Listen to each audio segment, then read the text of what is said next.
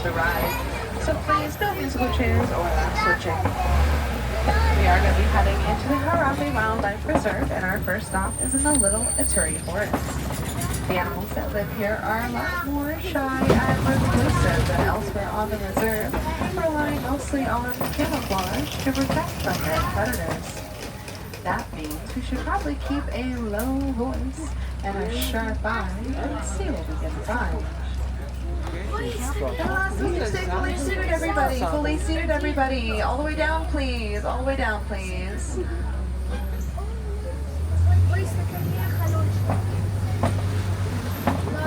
Our first animal's going to be up on the hill on the right-hand side. It's going to be an okapi with those black and white stripes down their front and back legs. Now, despite those zebra party pants, they are actually the closest living relative to the giraffe. And coming up on the left-hand side, we are going to be passing the bongo, this copper antelope with horns. Both the bongo and the okapi are going to be known as the ghosts of the forest for how rarely they are seen, but for different reasons. For the okapi, they are so instinctually good at hiding that their young will not defecate for the first 2 months after being born in an effort to hide their scent from predators.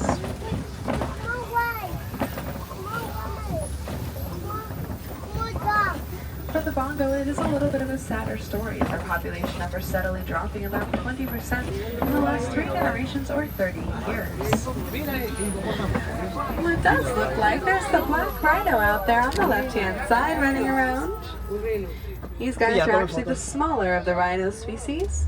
They're only going to weigh about 2,000 to 3,000 pounds. Coming up on the right-hand side, we are going to be seeing the greater kudu, that tan antelope with no horns. Both the bongo and the greater kudu have those vertical white stripes down their backs that are their version of permanent camouflage, mimicking the way sunlight peeks into the trees of the forest above them. Now, for animals like the black rhino, they were so endangered just 10 years ago. There was only 5,000 of them left in the world. But thanks to conservation efforts from many different groups, including folks like you at home, those numbers have since doubled to over 10,000 in 2024. And that was a fantastic accomplishment for conservation. But now we need to do it again for those bongo. One thing you can do to help them out is switch some items in your home to bamboo products. Bamboo is extremely sustainable and highly replenishable, and encouraging the use of bamboo means lessening the demand for those tree products, saving those beautiful animals from that devastating deforestation that so often happens. That'll even help out the animals that live here in the Safi River. First animal is going to be the bird on the island out there on the right-hand side, the pink-backed pelicans. Pink-backed pelicans are going to get their name by the way the feathers on their backs and under their wings turn pink during mating season.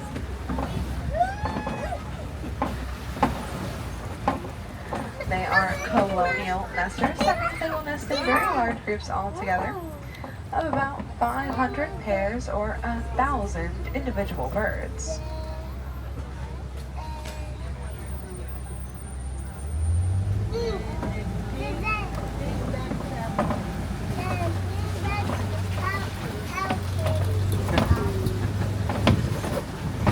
During their colonial nesting season, pink-backed pelicans will typically return to their same nesting grounds year after year. That is usually going to be in or just around the sides. It's part of why learning about these animals and conservation in general is so important. Because when you have a bunch of animals that will only go to one location to nest and breed, then that means that protecting that location is especially important. If you look down there on the left-hand side, we are going to be seeing those hippos down there. Hippos are extremely large. They'll be about 2,000 to 5,000 pounds, fully seated, my friends, of pure muscle. Extremely large animals, and hippopotamus means river horse in Latin. If you look over your left shoulder as we cross this bridge, we will also be passing the Nile crocodile, the largest reptile species in all of Africa. They'll be 300 to 500 pounds and can grow to be 16 to 20 feet long. about them though is that they are actually really good parents. Mother crocs will carry their babies in their mouths and along their backs in order to protect them from any other predator that might be there in the area. And you did hear me right, I did say in their mouths. There is going to be no safer place for a baby croc to be than the mouth of their mother. As we press on into the savannah here, the animals we'll be seeing will rely mostly on herd tactics or safety in numbers. And that first thing we're going to see a part of the ecosystem is actually an odd-looking tree on the right-hand side. That's going to be the baobab tree. Now, baobab trees are known by many different names all across the savannah. One of those names is going to be known as the upside-down tree. Given to it because for about 9 months out of the year, they're going to have no leaves on any of their branches, kind of making them look like they've been planted upside down. As we come down here at the savannah proper, that first animal is going to be coming up on the right-hand side. It is going to be the Maasai giraffe, the tallest animal in the world. The giraffe will stand anywhere from 16 to 20 feet tall, which you might have caught is going to be about as tall as those crocodiles can be long. Now remember, okapi and zebra are their closest relatives to each other, sharing those several features, including a very long and prehensile tongue. Prehensile, though, is just a very fancy word for finger-like. It means giraffe have a finger-like tongue. And it's very long. It's going to be about 18 inches long. That's 1.5 feet from the tip of your middle finger all the way down to your elbow.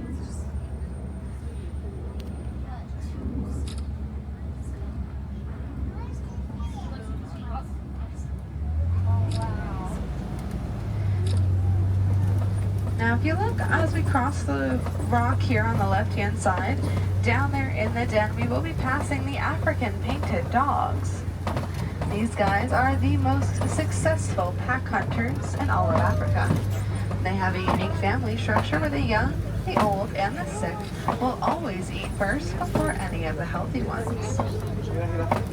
We'll see again that Maasai giraffe, but also the sable antelopes kind of moving around all the way in the very back corner. Sables are one of my personal favorites that live here on the reserve. They are known for their bravery, which is why we've made them the symbol of our Harambe Wildlife Reserve. That's because sables are one of the only antelope species that will choose fight over flight any day of the week.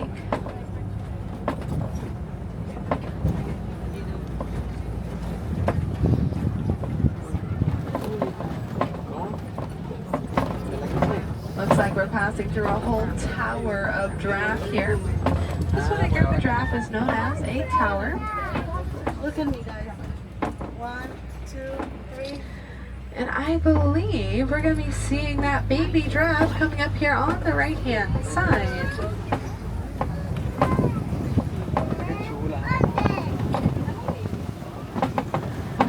We're also going to be seeing some springbok as well, the smallest antelope on the reserve. Now, the baby giraffe are first born. They're already going to be almost 6 feet tall. They can walk within minutes of being born and run within the first hour.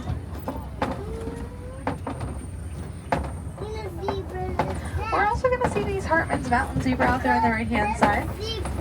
I get a lot of people that want to know, are zebra white with black stripes or black with white stripes? And the answer is to look at their noses.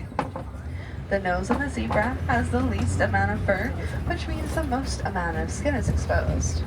So if their noses are black, then they must be black with white stripes. And different species of zebra will give you a different answer. Again, this is a whole dazzle of zebra. We are going to be passing the springbok once again, the smallest antelope on the reserve. They're only going to be about 2 feet tall at the shoulder, but they are very, very powerful jumpers.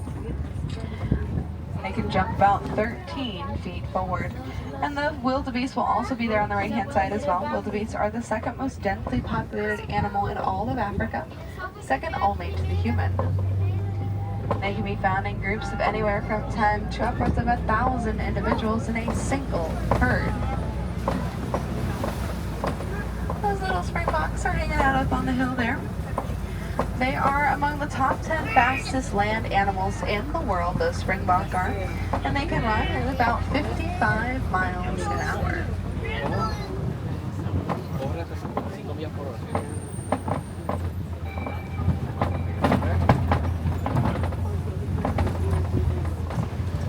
Those wildebeest that we passed are a migratory species. That means they'll travel very large distances in a single year. Wildebeest will move anywhere from 500 to upwards of 1,000 miles in 1 year as they chase the rains across the savanna. During this great migration of theirs, all of those individual wildebeest herds will come together and form one gigantic herd of about 1.5 million individuals.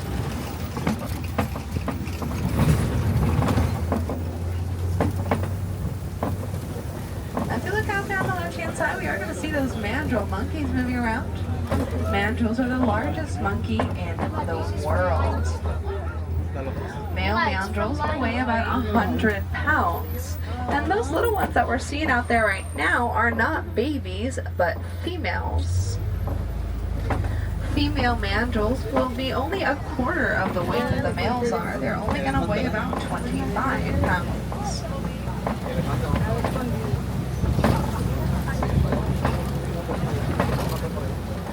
Looks like there's going to be that African elephant all the way in the corner on the right-hand side. It's not the best view, so I'm going to go slow so everyone can get a little bit of a view. Now, even though we couldn't get the best look at that elephant, we do know that was an African elephant, mainly by how large their ears are. African elephant ears are going to be their main cooling system on the savanna. And if you ever see an elephant flapping their ears back and forth, they are not trying so much to fan their bodies off as much as they're trying to cool their ears off. Those large ears means large blood vessels, which means lots and lots of blood. So as an elephant flaps their ears back and forth, the blood that's in them gets cooled off, cycles back into the body, and cools the body. Elephants can actually cool their core body temperature by almost 14 degrees just by flapping those ears and back and forth.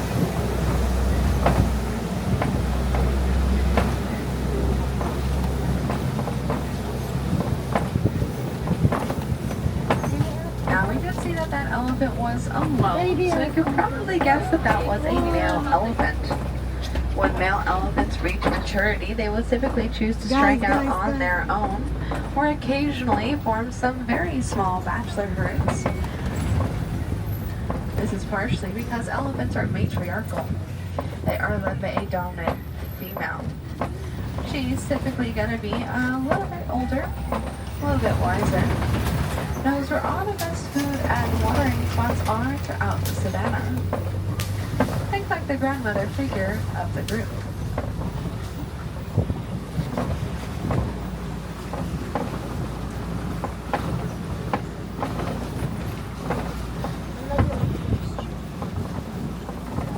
Of course, this means any large family groups of elephants you'll see are going to be pretty much female dominated, with some maybe not yet matured males.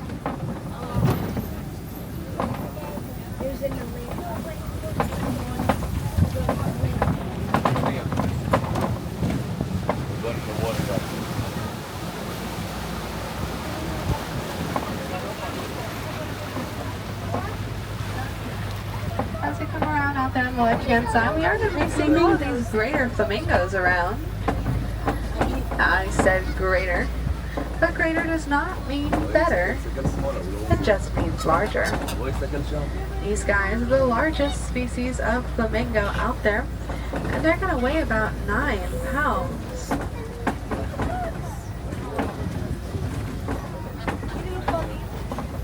And a group of them all together like that is going to be known as a flamboyance.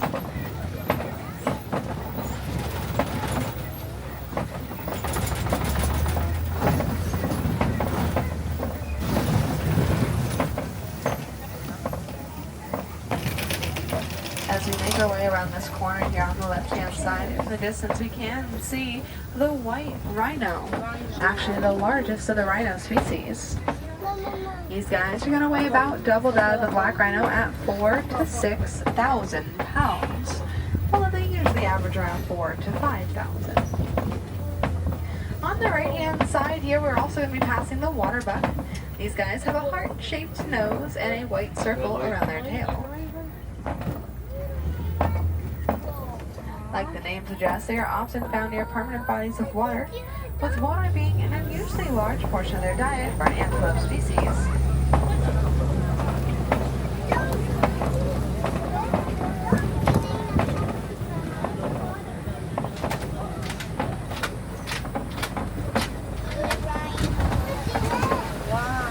We'll see those rhinos, but we're also going to see on the left-hand side the cheetahs, the fastest land animal in the world.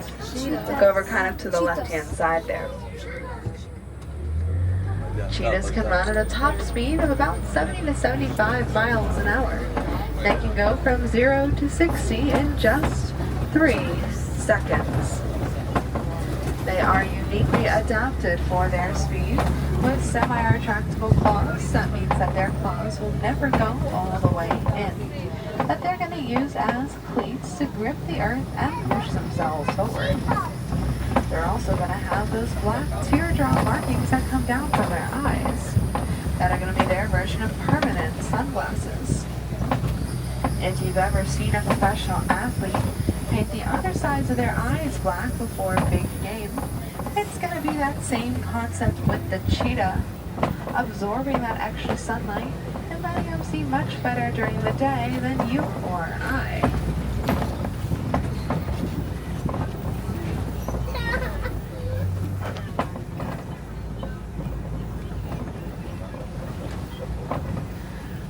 Now as we come around, we'll see those white rhinos out there on the right-hand side. We will also see them once again around the corner.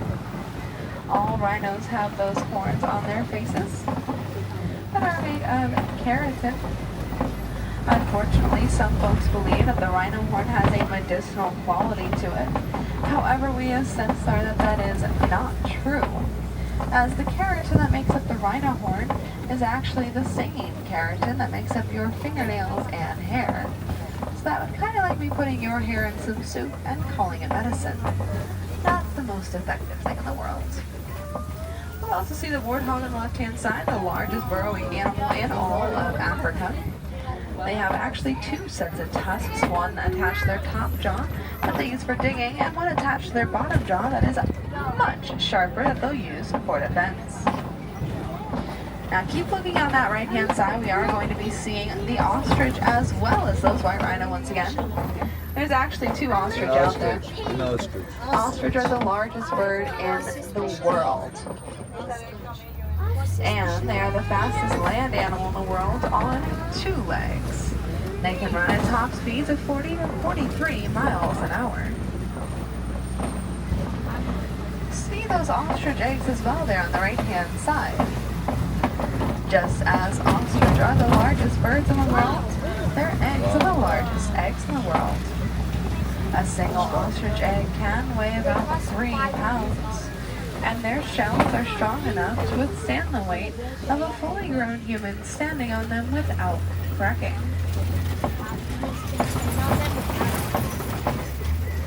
Every one of us that live and work here on the reserve take conservation very seriously in our personal and daily lives. That is going to be especially true for Warden Wilson herself, who decided to make it her personal goal to raise these Nigerian dwarf goats as her preferred method of conservation.